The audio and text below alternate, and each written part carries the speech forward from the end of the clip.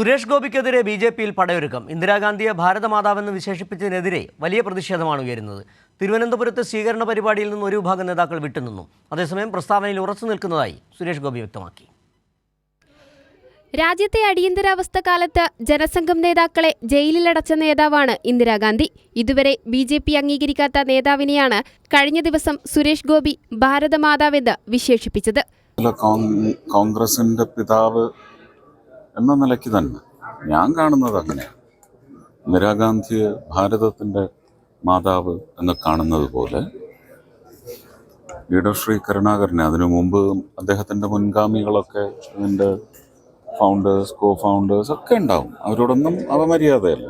പക്ഷേ എൻ്റെ തലമുറയിൽ ഒരുപക്ഷെ ധീരനായ ഒരു ഭരണകർത്താവ് എന്ന നിലയ്ക്ക് ആരാധന തീർച്ചയായിട്ടും ആ വ്യക്തിയോടാണ്. പ്രസ്താവനയിൽ വി മുരളീധരൻ എതിർപ്പ് പ്രകടിപ്പിച്ചിട്ടും വീണ്ടും സുരേഷ് ഗോപി നിലപാടിൽ മാറ്റമില്ലെന്ന് തിരുവനന്തപുരത്ത് നടന്ന സ്വീകരണ പരിപാടിയിൽ ആവർത്തിച്ചു.